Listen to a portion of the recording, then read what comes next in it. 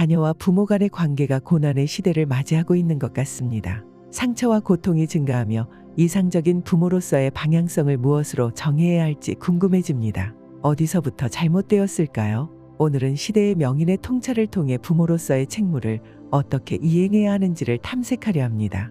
어릴 적부터 부모의 후광 아래 있던 자식들은 자신이 줄 수 있는 것에 대한 인식이 부족합니다. 가난한 가정에서도 부모의 헌신으로 학문의 꼭대기까지 도달합니다. 친구들과의 사회적 지위를 균형시키기 위해 고급스러운 친구를 만납니다. 성인이 되어 돈을 벌어도 이미 승격된 생활 수준에 맞춰 생활하려는 압박감을 느낍니다. 부모를 돕는 여유는 사라지고 받아들이는 것에 익숙해집니다. 부모의 헌신을 통해 고급 교육을 받았지만 주변 사람들과 비교할 때 자신은 부모를 잘못 만났다는 불행한 짐작을 가지게 됩니다.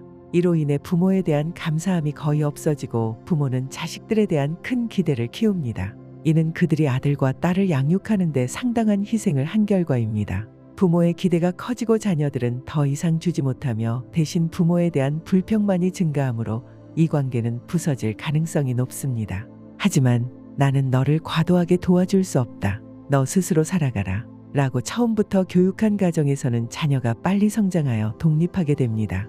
이러한 부모는 자식에게 그다지 많은 것을 제공하지 않았으므로 그들이 거의 기대하지 않기 때문에 자녀가 모범적인 자녀처럼 느껴집니다. 시골에서 자란 딸들은 초등학교만 졸업하고 공장에서 일하며 어렵게 번 돈으로 부모를 지원하고 함께 병원에 동행합니다. 그러나 부모가 그들의 대학교 등록금을 위해 논을 팔아 그들을 보냈던 아들들은 결혼하거나 새로운 사업을 시작할 때 더 많은 돈을 요구합니다. 그들은 받는 것에 너무 익숙해져 눈높이가 올라갔기 때문입니다. 그래서 철없는 자녀들 때문에 가정이 망하는 기사를 주기적으로 접하게 됩니다. 의외로 우리의 자녀를 효자, 효녀로 만드는 방법은 아주 간단합니다. 기대치를 낮추면 모두가 효자와 효녀가 됩니다. 자녀가 부모에게 잘하는 것이 효도의 전부는 아닙니다. 자녀가 더 이상 부모에게 도움을 청하지 않는 것만으로도 고마움을 느껴야 합니다. 효도를 너무 엄격하게 평가할 필요는 없습니다. 다만 부모가 자식에게 반드시 해주어야 하는 것, 딱 2가지만 지키세요. 오늘 영상 시작합니다. 첫째, 어릴 때 아이에게 심리적 안정을 주세요. 이것이 가장 중요합니다. 아이의 평생 행복의 바탕이 됩니다. 최소한 아이들이 3살까지 되도록 초등학교에 들어갈 때까지는 부부가 싸우거나 아이를 야단쳐서 집안 분위기를 어색하게 만들지 마세요.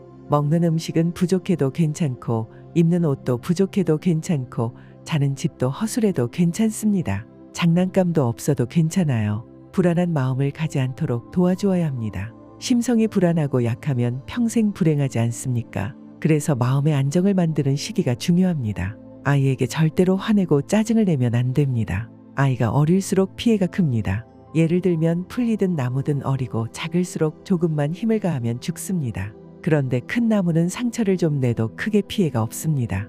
아이가 태어나면 육신은 사람의 모양으로 태어납니다. 영양만 제대로 해주면 한 20살 되면 다 자랍니다. 그런데 거기에 담기는 정신작용은 백지 상태로 태어납니다. 부모가 한국말을 하면 그 아이는 한국 아이가 되고 부모가 프랑스 말을 하면 프랑스 사람이 됩니다. 육체의 생김 때문에 프랑스 사람이 한국 사람이 되는 것이 아닙니다. 주 양육자의 정신 상태가 어떤가에 달린 것입니다. 하얀 종이가 물감에 따라서 물드는 것과 같습니다. 그래서 주 양육자의 심리가 불안하면 아이도 불안하고 부모가 큰 소리치면 아이도 불안하고 위축됩니다. 이 아이는 어떻게 자랄까요? 어릴 때 부모가 자꾸 야단치는데 부당해도 힘이 부족하니까 저항을 못합니다. 매사에 불만이 쌓이고 사물을 부정적으로 보게 됩니다. 아이가 자라서 힘이 생기면 누군가가 조금 사실은 소리를 해도 과거에 쌓인 불만이 폭발해 우울증에 걸리기도 하고 부모를 때리는 일도 생깁니다. 그러니까 아이의 행복은 주 양육자의 마음 상태를 그대로 인식하는 것과 같습니다. 3살까지 학대받은 아이와 사랑받은 아이의 대뇌 크기가 차이가 난다는 의학 발표를 본 적이 있습니다. 3살까지 자아가 형성되고 이때의 성질은 변하기가 매우 어렵습니다. 그래서 옛날 사람들이 3살 버릇 80까지 간다 고 말한 겁니다. 아이는 100% 양육자를 닮습니다. 엄마가 키우면 엄마를 닮고요. 할머니가 키우면 할머니를 닮습니다. 생물학적으로는 엄마가 따로 있지만 정신적으로는 할머니가 엄마입니다. 무의식의 세계에서는 기른 사람이 엄마입니다. 그래서 내가 낳았느냐 입양을 했느냐는 차이가 없습니다. 내가 기르면 내 아이입니다. 그러니까 기르는 자는 아이의 심리가 안정이 되도록 키워야 할 의무가 있습니다. 이 작은 아이에게 기대를 하고 야단을 치고 성질을 부리면 부모의 자격이 없습니다. 본인이 자녀에게 짜증을 내고 다그치는 버릇이 있다면 당장 뜯어 고쳐야 합니다. 전기 충격기를 사서 본인에게 쓰는 한이 있더라도 고쳐야 합니다. 그렇지 않으면 아이가 불행해지고 본인도 나중에 후회할 일이 반드시 생깁니다. 본인이 지금 아이에게 잘못한 것은 잊어버리고 아이를 키우느라 고생한 것만 기억할 텐데 나중에 아이가 삐뚤어지고 폭력적이 될 수 있습니다. 아이도 불행하고 부모도 불행해집니다. 지금 괜찮으니 터서도 괜찮겠지라고 방심하면 안 됩니다. 옛날에는 부모가 애를 때려도 훈육이라고 했었지요. 한 아이가 평생 인생을 왜곡하고 고통스럽게 살아갈 원인을 만든 것입니다. 가해자예요. 엄청난 범죄 행위입니다. 아이는 선택의 여지가 없습니다. 어른이 만약 이렇게 하면 헤어지고 이혼하면 그만입니다. 그런데 선택권이 없는 아이를 학대하는 것은 큰 범죄입니다. 법적으로 처벌하지 않는다고 죄가 아닌 것이 아닙니다. 내가 낳았다고 내 아이가 아닙니다. 우리는 어떤 아이든지 태어난 모든 아이가 행복하게 살아갈 수 있도록 길러야 합니다. 야단치지 마세요. 청소해라. 학교 갈 준비 안 하냐고 닥달하지 마세요. 그것은 야단쳐서 아이의 심리만 불안하게 만드는 거예요. 그냥 청소해주지 마세요. 무대응하세요. 아이에게 짜증내지 마세요. 밥 먹기 싫다고 하면 그냥 안 해주면 돼요. 밥 해달라고 울면 그냥 내버려 두세요. 엄마 아빠도 내 시간이 있어야 하기 때문에 제 시간에 안 먹으면 자기가 차려 먹어야 하는 거라고 말해주고 다만 놔두면 됩니다. 버릇을 고치려면 냉정해야 합니다. 그러나 미워하면 안 됩니다. 어리석고 모르기 때문에 어린아이라고 하는 것입니다. 그런데 그것을 어른이라고 생각하고 대응하면 부모가 어리석은 것입니다. 아이를 보호하는 것은 본능입니다. 사람뿐만 아니라 동물들도 마찬가지의 보존의 본능이라고 합니다. 내가 자식이 없더라도 나중에 아이를 낳게 되면 무조건 아이를 보호하는 보호 본능이 생깁니다. 아이를 학대하는 사람은 정신적으로 이상이 있는 거예요. 옛날에는 과도한 효도를 세뇌시켜서 늙은 부모를 모시고 새끼는 내버려두라는 왜곡된 논리를 배웠어요. 이건 잘못된 것입니다.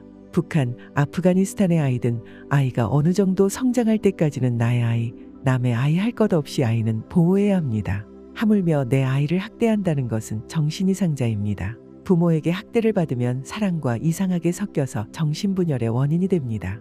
그래서 성인이 되어 부모를 외면하더라도 사랑받은 것 때문에 죄스럽고 부모에게 가까이 가면 학대받은 것이 생각나서 고통스럽습니다.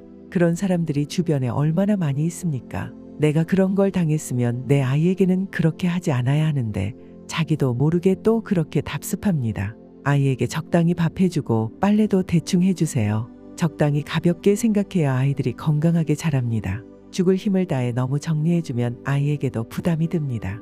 아이를 어떻게 키워야 하느냐 묻지 말고 내 인생을 즐겁게 살면 저절로 잘 큰다는 것을 알아야 합니다. 화내고 짜증내는 것은 내 성질머리지 아이에게 화풀이할 것이 아닙니다. 아이에게 먹는 것, 입는 것 대충 해줘도 상처 안 됩니다. 그런데 화내고 짜증을 내는 것은 엄청난 상처가 되는 것을 알아야 합니다. 둘째, 아이가 청소년이 되면 스스로 결정할 수 있게 자립심을 길러주세요. 훈련은 빠를수록 좋습니다. 어른이 되었다면 무조건 스스로 결정하도록 남처럼 냉정하게 대하세요. 부모가 아이 대신 결정하지 마세요. 만약 지금까지 계속 아이 대신 결정을 해주었다면 앞으로 결혼할 사람도 부모가 찾아주어야 하고 아파트도 부모가 찾아주고 손자가 나오면 그 손자까지 키워주어야 합니다. 확 끊어야 합니다.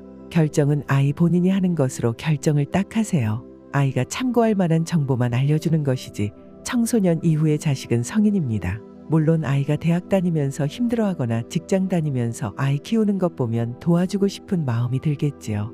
예를 들어볼게요. 유럽이나 미국 국립공원 안에 야생동물에게 먹이 주지 말라는 팻말이 있는 것 아시죠? 지금은 내가 먹이를 주면 동물을 도와주는 것 같지만 야생동물을 죽음으로 몰고 가는 것입니다. 여러분들이 아이에게 너무 많은 것을 해주면 자녀들을 자생력 없이 키우는 것입니다. 지금 학비가 엄청나게 비싸고 주택 가격도 비싸고 일자리도 없어요. 대한민국 청년들이 데모를 하던 난리가 나야 할 텐데 왜 사회 문제가 안 될까요? 부모가 해주는 밥, 부모가 해주는 빨래 다 받고 살아서 그렇습니다. 자식을 위해서 내 살짜리 아이가 자전거를 탈 때 아이가 떨어질까 걱정도 해서 자전거를 계속 잡고 있으면 아이는 자전거를 영원히 배우지 못합니다. 넘어져도 보고 다쳐도 봐야 배울 수 있습니다. 팔이 부러지면 병원에 데리고 가는 것은 도와줄 수 있지만 자전거를 붙잡고 있으면 안 됩니다. 진정한 사랑은 서로에게 맞춰가는 것입니다. 상대 이에 기초하지 않은 사랑은 폭력입니다. 상대가 싫다는데 나 혼자 좋아하는 것, 그런 사랑이 폭력입니다. 아이가 어릴 때에는 심리적 안정감을 세심하게 선사하시고 청소년기에는 자립심을 채워주시는 것이 중요합니다. 현대의 명인들이 깊이 깨달은 지혜처럼 이 두 가지 원칙을 부모로서 이행한다면 아이는 결코 성장하며 바른 인격체로 자라날 것입니다.